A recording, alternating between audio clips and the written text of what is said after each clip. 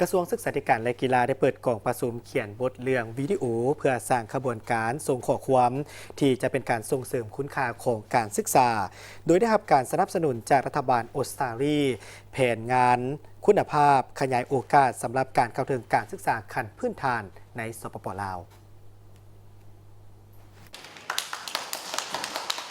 กองประชุมภายใต้การเป็นประธานของทานอุทิศทิพมณีห้องผู้อำนวยการสถาบันค้นคว้าวิทยาศาสตร์การศึกษาและทานนางวาเนซาเฮกกาทีเลขาเอกสถานทูตออสเตรเลียประจำลาวมีผู้ต่างหน้าจากสถาบันค้นคว้าวิทยาศาสตร์การศึกษาศูนย์โฆษณาข่าวสารการศึกษาและกีฬาแขนงสื่ออิเล็กทรอนิกส์และการศึกษาทางไกลซึ่งเป็นทีมงานมีประสบการณ์ในการสร้างผลิตวิดีโอของกระทรวงศึกษาธิการและกีฬาต่างหน้าจากกรมสร้างครูและกรมสามัญศึกษาท่านอุทิศทิพมณีได้กล่าวว่าการศึกษาบ่เพียงแต่เป็นผลสำเร็จของบุคคลแต่ยังเป็นการลงทุนของประเทศการเรียนช่วยเปิดประตูสร้างความสามารถกุ้มตนเองและช่วยให้วัยหนุ่มเติบโตเป็นผู้ใหญ่ที่ดีโดยการสนับสนุนจากรัฐบาลออสเตรเลีย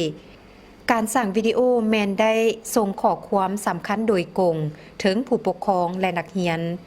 ซึ่งจะช่วยปรับความคิดของครอบครัวในการคิดเกี่ยวกับอนาคตของลูกคือแบบใดท่านอุทิศทิพมณีได้กล่าวตื่นว่า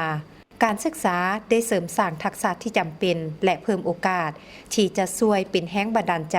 ให้แก่นักเรียนสืบต่อการเรียนและสูกยู่ให้ผู้ปกครองสนับสนุนการศึกษาของลูกหลานของเขาเจ้าปูทางไปสู่อนาคตที่เข้มแข็ง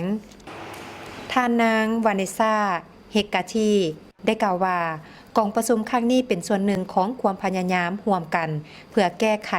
ปัญหาอันหีบด่วนที่สุดในแขนงการศึกษาปัจจุบันก็คือการปะละการเรียนของนักเรียนเด็กน้อยในลาวหลายคนได้ออกโรงเรียนไว้เกินไปและเมื่อเขาเจ้าออกโรงเรียน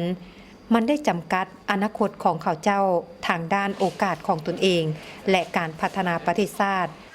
ผ่านวิดีโอสั้นที่มีคุณค่านี้พวกเขาหวังว่า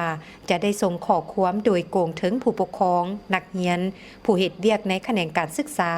ครูและชุมชนสุขยู่ส่งเสริมให้เขาเจ้าเห็นว่าการศึกษาเป็นการลงทุนที่มีค่าในอนาคต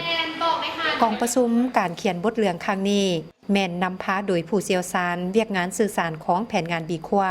ที่ได้ให้คำแนะนำด้านวิชาการเกี่ยวกับการเขียนบทเรื่องและวิธีการเล่าเรื่องราวแผนโฆษณาดังกล่าวจะประกอบมีวิดีโอสั้นหลายอันที่เว้าถึงปัญหาการออกโรงเรียนของนักเรียนที่เพิ่มขึ้นในสาธารณรัฐประชาธิปไตยประชาชนลาวมีจุดประสงค์เพื่อเปลี่ยนความเข้าใจระหว่างนักเรียนพ่อแม่และชุมชนโดยแสดงให้เห็นว่าการศึกษานั้นถึงแม้นว่ายังบ่ทันเป็นเส้นทางไปสู่การเฮ็ดเวียกได้ในตอนนี้เทื่อแต่ได้ให้ทักษะความสามารถและโอกาสที่วัยหนุ่มต้องการเพื่อสร้างอนาคตของตนเองการประชุมเขียนบทเรื่องเป็นเวลา4 วันแต่วันที่23หาวันที่26มิถุนายน2025